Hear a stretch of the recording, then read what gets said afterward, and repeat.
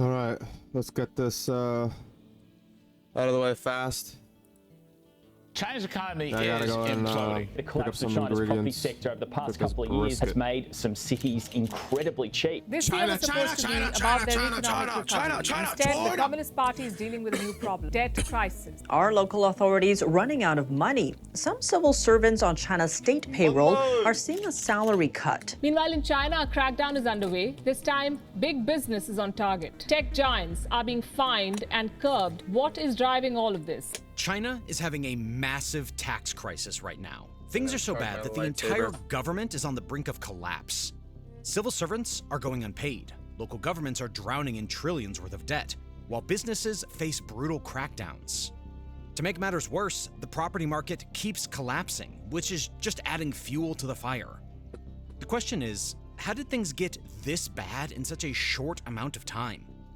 In this video, we'll uncover why China's tax system is so broken and how that is heavily impacting China and the rest of the world. To start with, China's tax crisis can be summarized by just saying the country simply isn't getting enough tax revenue. That revenue is how the government gets the money to pay for schools, hospitals, roads, high-speed trains, and even the ships patrolling the South China Sea. So yeah, it's pretty important. With less money coming in, it's harder for China to tackle major economic problems. And the holes in the system are starting to show, as you'll soon see. What's really interesting about this crisis is that China's economy grew by 5.4% in the first 3 months of 2025. Despite this growth, the government collected 3.5% less tax money during those months than they did in 2024. That's a loss of about 174 billion yuan, or roughly 23.8 billion US dollars. That's a hefty chunk of change the government is missing out on. And it's showing why they're scrambling to balance growth with a tighter budget. And don't think that this is a one-time thing. Tax revenue in China has been dropping since late 2023, despite overall economic growth projections. But how does that make sense? How can the economy be growing but have less tax revenue at the same time? Well, let's touch on that first, and then after that, we'll dive into how this whole tax crisis came to be. Now, the CCP gets super mad when people call out China's GDP. In fact, that's why when everyone started pointing at tax data to show Chinese GDP is not growing, the CCP decided to slowly hide its economic data. That's the CCP way. Hide the truth and spread lies. In fact, the Chinese government has a $30 billion per year budget just to spread propaganda inside and outside of China. That's why we wouldn't stand a chance exposing their lies if it wasn't for you guys. We don't have billions or even millions, but we have the truth. And that's more powerful. So if you guys can please take a second and hit that like button and that subscribe button down below, The truth it just helps us spread the truth to more and more people. We appreciate you. Simply put, the growth that was recorded in China's economy. So the day ever comes that, Business Basics gets censored, if hopefully that day never comes, all of his videos will still remain on my channel, dude. You'll still live on through my channel, spreading the truth out there, It's the whole goal of this, just to get the message out to more people. I'm not the guy making the message or nothing. I'm just the messenger. In the first quarter of this year wasn't spread out evenly across everything. It's not like every single business or person was doing better. Instead, a big chunk of that 5.4% growth came from specific things, like factories pumping out tons of goods at twice the normal pace to ship overseas. Why the rush? Well, remember that the US put new tariffs on Chinese goods that were set to activate in April of 2025? Well, because of those, Chinese companies wanted to get their products out before those kicked in, knowing that once they kicked in, there would be new problems. This made the economy look stronger because of all that exporting that counts towards the GDP. But here's the catch. Just because factories are busy doesn't mean they're making more profit or paying more taxes. And it doesn't mean regular people are spending more either, which is a big deal for taxes. So, while the GDP did go up, the kind of growth that fills government bank accounts wasn't happening as much, hence our 3.5% decline. Having explained that, it's time to take a step back and look at how China's terrible tax crisis came to be. This economy-crushing tax crisis. Terrible tax crisis is literally like an understatement. It's more like a tax economical isn't crash. A problem that popped up overnight. It's been building for decades, rooted in the way China's tax system evolved, plus the tug of war between Beijing and local governments. These historical foundations set the stage for the mess that we see today, and understanding them is the key to seeing the full picture of the crisis. Let's start with the evolution of China's tax system, because that's where the seeds of the crisis were planted. Back in the 1950s, when China was building its socialist economy, the tax system was simple. The government owned most businesses, so taxes weren't a big deal. Instead, state-owned companies just handed over the profits to Beijing. But by the late 1970s, things started to change. China was opening up its economy under Deng Xiaoping, shifting from a planned system to one that embraced markets. This meant the government needed a real tax system to fund itself, not just company profits. In the 1980s, they rolled out new taxes, like ones on businesses and goods, to keep up with a growing economy. It was a bit messy at first. Taxes were collected by local governments who often kept most of the cash for themselves. This left Beijing strapped for funds, struggling to pay for things like national defense or big infrastructure projects. By 1994, Beijing had had enough of this chaos. The central government launched a major tax reform to take screw it. They were just like, screw it, dude, I'm done. I'm going home. Screw you guys. control. They split taxes into 3 buckets. Central taxes, like customs duties, went straight to Beijing. Local taxes, like property taxes, stayed with the provinces. And shared taxes, like the value-added tax on goods or VAT, were split between the two. This reform was a game changer. It gave Beijing about 55% of all tax revenue, while local governments got the rest. Sounds fair, but here's the catch. Local governments were now responsible for 70% of spending, covering things like schools, hospitals, and roads. They had less money, but more bills to pay. To make up for it, Beijing promised to send back some cash through transfers, but those payments were often late or just not enough. This mismatch set up a power imbalance that's a big part of the crisis today. The 1994 reform made the tax system more modern, but it also put local governments in a tough spot, forcing them to find creative ways to fund themselves. That brings us to the tension between Beijing and local governments that has shaped this crisis. After the 1994 reform, Beijing tightened the reins on taxes, and local governments lost control over big revenue sources like business taxes. They were left to rely on whatever Beijing sent back. This wasn't just about money. It was about power. Beijing wanted a strong, centralized system to keep the country unified. Local governments felt squeezed, like they were being asked to do the heavy lifting with one hand tied behind their back. To cope, local governments started looking for workarounds. They couldn't raise taxes without Beijing's permission, so they got creative. Some turned to fees, like charging businesses for licenses or permits. Others borrowed through special financing vehicles, which were shadow companies that could take out loans without showing up on the government's official books. By the 2000s, these financing vehicles were everywhere, letting local governments borrow billions to build shiny new cities. Beijing didn't love this, but they let it slide because it fueled economic growth. China's economy was booming, with GDP growth hitting 10% a year, and all that construction made the country look unstoppable. But this borrowing spree was like building a house on sand. When the economy slowed, those debts became a massive problem, and the tax system wasn't strong enough to cover the shortfall. That triggered the beginning of an ongoing crisis. So basically, it's safe to say that the conflict between Beijing's need for control and local government's desperation is a key reason the crisis is so bad now. Then there were the land sales, which is where things really went off the rails. In the 1990s, as China's cities grew, local governments found a gold mine to their income problem, selling land to property developers. Here's how it worked. The government owns all land in China, but local officials could lease it to developers for decades at a time. Developers paid big money up front to build apartments, malls, or offices, and local governments used that cash to fund everything from roads to schools.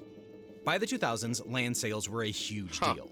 In 2010, they made up about 30% of local government revenue, and by 2020, it was closer to 40%. That's billions of dollars every year, like a cash machine that never stops spitting out money. Cities like Shanghai and Shenzhen became global powerhouses, with skyscrapers popping up everywhere, all fueled by this land sale jackpot. But as you can imagine, there was a big problem with this setup. Local governments got hooked on land sales. Instead of building a strong tax system with things like property taxes or income taxes, they leaned hard on this one-time cash injection. Unlike other countries where property taxes or income taxes provide steady revenue, China's system remained weak in those areas.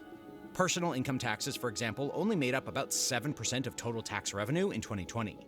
Compared to 40% in places like the US. And instead of fixing this, the government let land sales fill the gap. It was an easy choice at the time. After all, why overhaul the tax system when land sales were making everyone rich? It was great when the property market was hot, as developers were buying land left and right, and prices kept climbing. But this short-term thinking created a long-term disaster. Another piece of the historical puzzle is how past financial policies fueled this mess. After the 2008 global financial crisis, China faced a big challenge. The world economy was tanking. and exports, which China relied on, were dropping fast. To keep growing, the government launched a massive stimulus plan, pouring trillions of yuan into the economy. Local governments were told to borrow and spend to build infrastructure.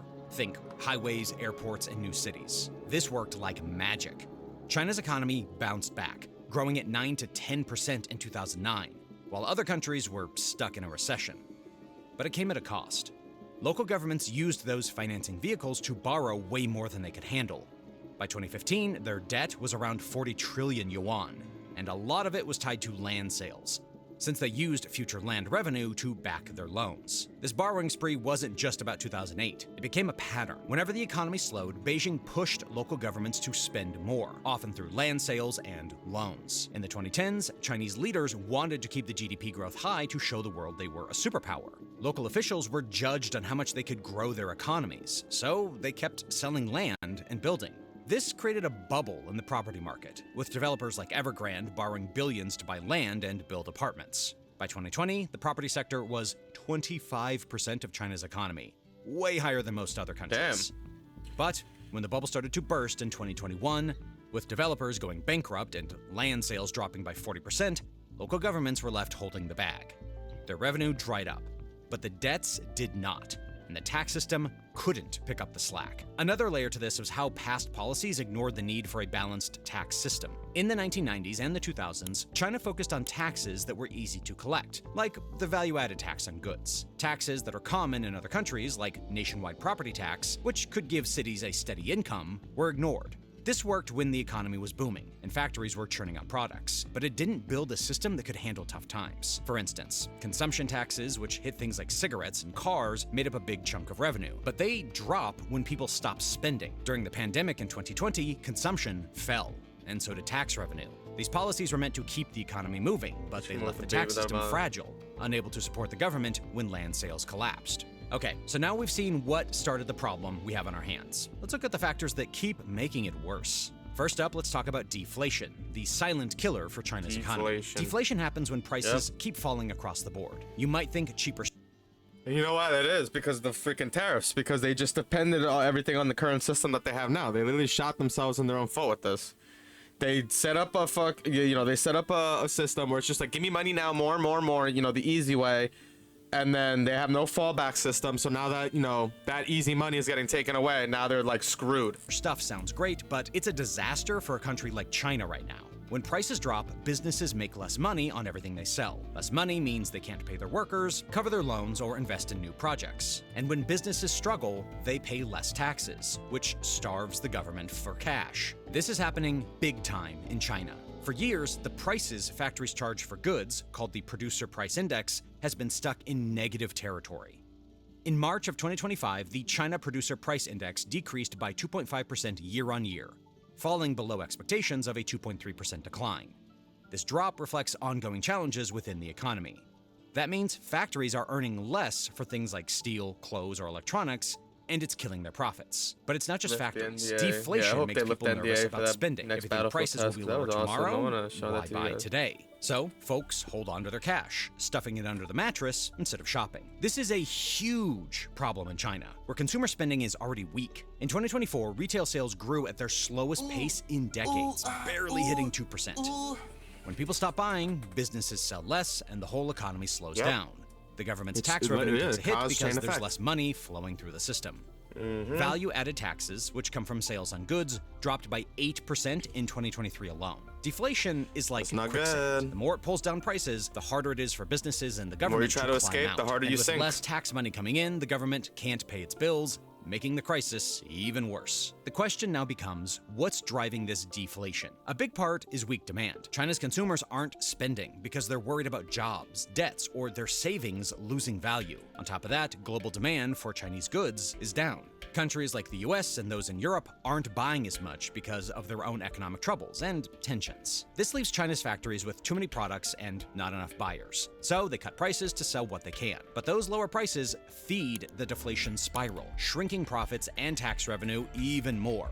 It's a vicious cycle that's gutting China's ability to fund itself, pushing the tax crisis to the breaking point. Now, let's move on to the property market collapse, which is another ongoing problem that's making the tax crisis even worse. Starting in 2021, when big developers like Evergrande and Country Garden went bankrupt, drowning in debt they couldn't pay, local governments spiraled. When developers stopped buying land, that cash dried up overnight. This left them scrambling to cover basic expenses and relying on that underdeveloped tax system for income.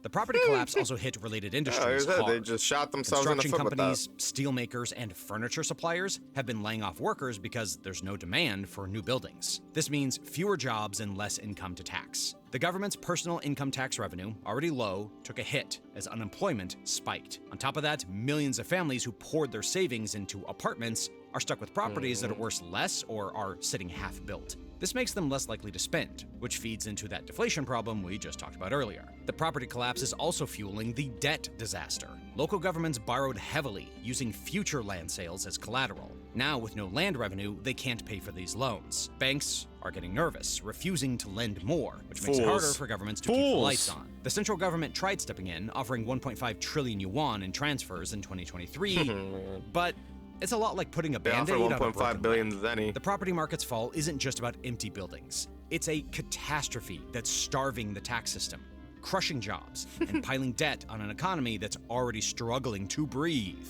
Okay, let's shift gears to the aggressive tax collection that is a feature of this tax crisis. In absence of other income streams right now, the Chinese government is desperate for cash. That has resulted in them cracking down on tax evasion and loopholes with an iron fist. I mean, that sounds fair, right? But here's the catch. These crackdowns are so aggressive, they're scaring businesses and choking growth. Small and medium-sized companies, which make up about 80% of urban jobs and over half of China's tax revenue, are getting hit the hardest. The government's been rolling out new regulations and audits, demanding back taxes, and slapping on hefty fines. For instance, in recent years, tax authorities have tightened rules on everything from VAT to corporate income tax, leaving businesses scrambling to comply. Some companies, especially in tech and retail, are facing surprising audits that dig years into their financial records. This aggressive approach is creating a climate of fear. Businesses are scared to invest or hire because they're worried about the tax man coming a knocking. Some are cutting costs by laying off workers or shutting down entirely. In 2024 alone, over 500,000 small businesses closed, partially because of these tax pressures. This means fewer jobs and less tax revenue in the long run, which is the opposite. Yeah, of no what wonder the everybody's like wants. rioting and like raging right now in China. Like there's so many protests going on. And pretty like literally Xi Jinping tried to incorporate martial law again because of this stuff, and everybody's just crashed out even more. It's like, what are you doing, man? What are you doing? Tech giants and Instead of fixing manufacturers the problem, my boy tries to silence everybody. like corporate income taxes, which jumped from 15% to 25% for some firms in recent years. The government is even targeting overseas profits, making it harder for companies to grow globally. What's worse, this aggressive collection is hurting the economy's ability to recover. When businesses shut down or scale back, they buy less from suppliers, which ripples through the supply chain. This cuts into government revenue even more since there's less economic activity to tax. The tax crackdowns are also scaring off foreign investors who see China as a risky place to do business. Who would want to go there? Foreign direct investment dropped to a 30-year low in 2024, with only 350 billion yuan coming in. Less investment means slower growth, fewer jobs, and you guessed it, less tax money. The government's desperation is complicating matters. The harder they squeeze, the more they damage the economy, making the tax crisis spiral out of control. With all this said, let's dive into the economic and global consequences of China's tax crisis. A mess that's shaking up not just China, but really the entire world. This crisis, with its roots in a broken tax system and collapsing revenue, is hitting hard. And the fallout is massive. We're talking about public services crumbling, trade getting thrown into chaos, countries scrambling to respond, and the looming threat of a slowdown or even a full-blown recession. So buckle up, because this is a big deal, and it's affecting everyone. First, let's talk about how public services are shutting down or scaling back in shocking ways. When local governments can't pay their debts, and when there's no tax income coming in to subsidize expenses, they start slashing spending on things like healthcare, schools, and even basic utilities. In some cities, hospitals are cutting hours or closing entire wards. In 2023, healthcare spending by local governments dropped, leaving millions with less access to care. In some areas, civil servants, like police officers, firefighters, and government workers, are seeing their benefits cut or their salaries delayed. In poorer provinces like Guizhou, class sizes are ballooning because there's no budget to hire more staff. Some schools have even shut down, forcing kids to travel hours to the next town over. Education spending fell by 8% in 2024. And that's not just numbers, it's kids losing their shot at a better future. Then there's basic infrastructure. Roads aren't being repaired. Public buses are running less often, and some cities are struggling to keep their lights on. This isn't just a paperwork problem, it's real people losing access to services they depend on. This has resulted in a growing sense of frustration among citizens who are watching their communities crumble under the weight of this financial mess. Now, let's shift to trade disruptions, because China's crisis is throwing global markets into a tailspin. China isn't just another country, it's the world's factory, handling 30% of global manufacturing and a huge chunk of international trade. When its economy stumbles, everyone feels it. The tax crisis is choking China's growth, with tax revenue down and local governments cutting spending. This means factories might start producing less, as businesses face weak demand at home and abroad. The tariff war with the US may also play a factor here. Fewer goods coming out of China is bad news for countries that rely on its exports, like electronics from Shenzhen or clothes from Guangzhou. In 2024, China's exports dropped by 5%, the steepest fall since the 2008 financial crisis. This is disrupting supply chains, making it harder for companies worldwide to get the parts they need. Then there's the raw materials side. China's construction boom, fueled by land sales, used to eat up tons of steel, copper, and oil. But with the property market collapsed, construction is at a standstill. This means less demand for materials, hitting countries like Australia, Brazil, and Canada hard. Australia's iron ore exports to China, which make up about 20% of its economy, dropped by 15% in 2024. It got tanked, bro. Oil prices just are got depleted and deleted. Demand for energy falls.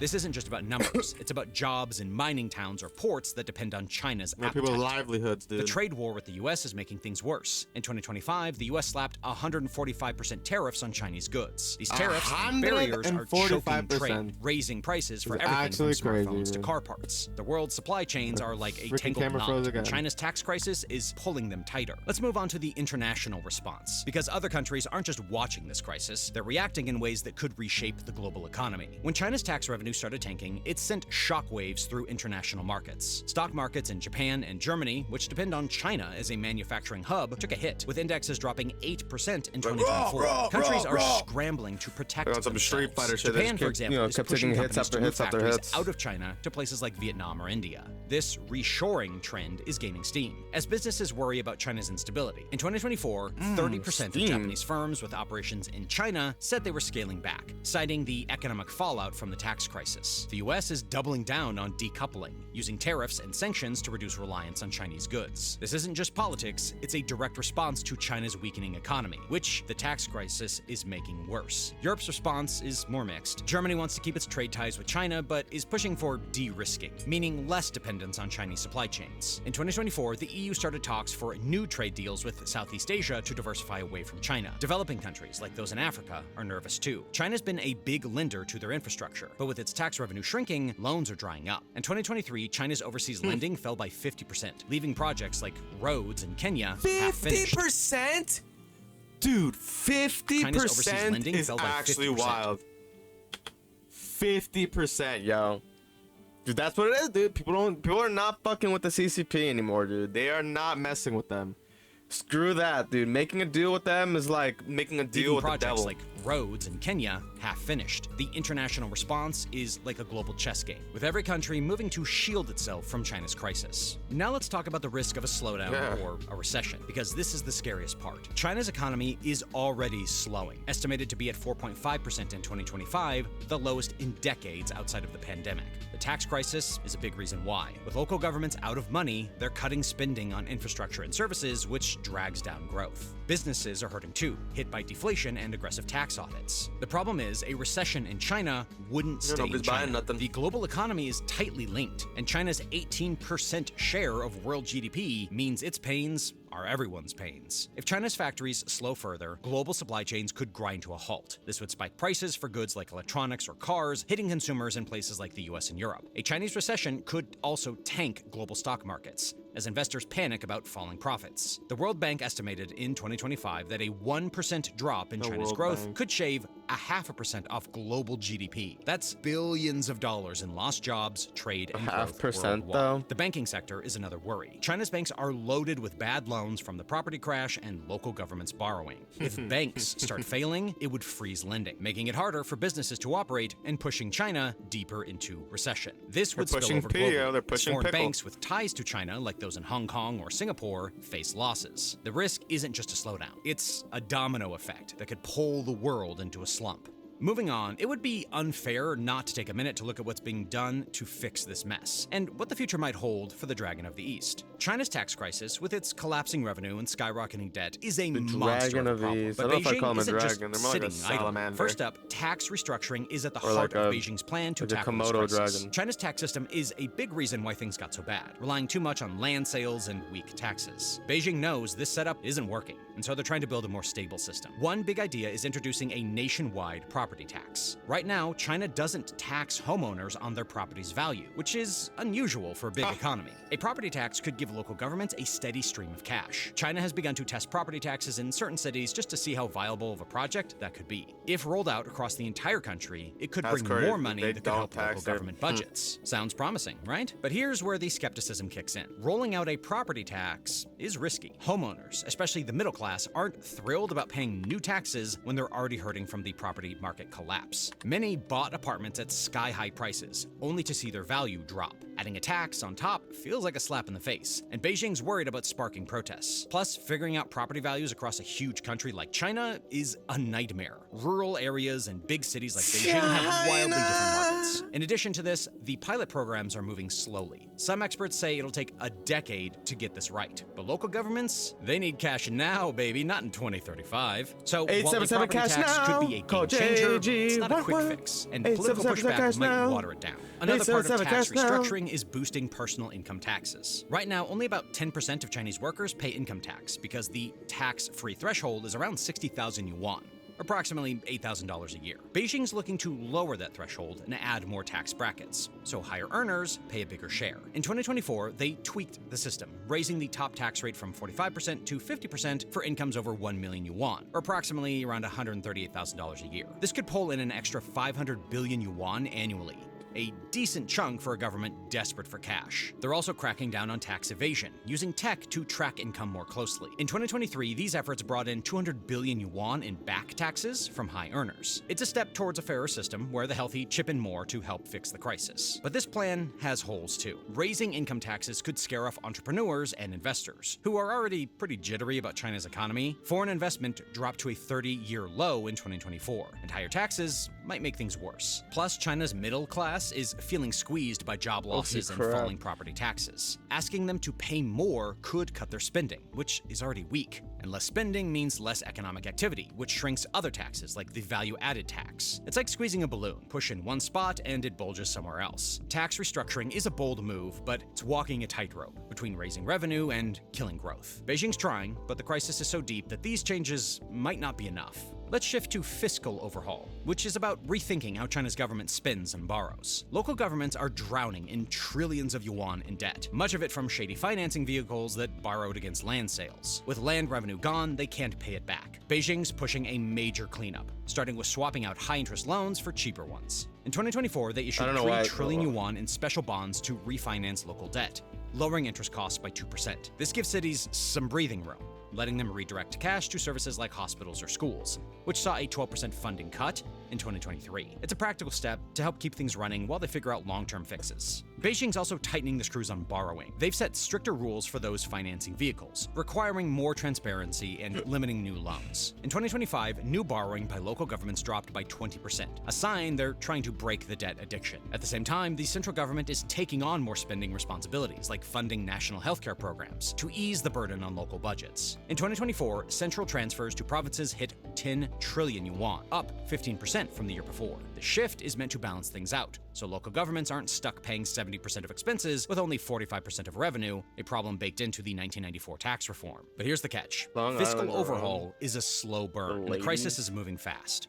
Refinancing debt helps, but it doesn't erase the 100 trillion yuan problem. It just kicks the can down the road. Local governments still need revenue, and without land sales, they're leaning on those central transfers, which strains Beijing's budget. The central government's own debt is climbing, hitting 30 trillion yuan in 2025. Tightening borrowing rules sounds good, but it's starving cities for cash for infrastructure, which has been a big driver of growth. Construction spending fell 25% in 2024, slowing the economy further. And while Beijing's taking on more spending, it's not enough to cover the gap. Provinces like Guizhou are still begging for bailouts. Fiscal overhaul is like rebuilding a house during a storm. It's necessary, but the roof's still leaking. These reforms are a good thing. They certainly paint a picture that if Beijing remains steadfast in its current path, in a few years it will be in a much better position. However, the key challenge is that the reforms are too slow to match the crisis's speed. Local governments need cash now, not a decade from now when property taxes might cash work. now. Without faster action, 30% of China's provinces would face budget defaults by 2027, triggering a deeper crisis. Also, whether Beijing sticks to its guns in the face of public opposition is something that we'll have to see as time goes on. Damn. Man, China, dude, just dropping the ball, dude. Just dropping all the balls.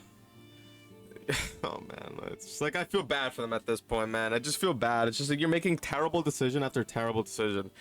And it's not like it's just now. Like, it's like you've been doing this for, like, all of eternity. Anyways, this video's been long enough. I gotta go I gotta go pick up some groceries to make this brisket. I'll load up Battlefield, try out this modded stuff for you guys in the stream. But for you guys on YouTube, I hope to see you guys in my next video. Make sure to click the like, comment, subscribe. Make sure to check out the original video from Business Basics. Leave a like on that, and I'll catch you guys in the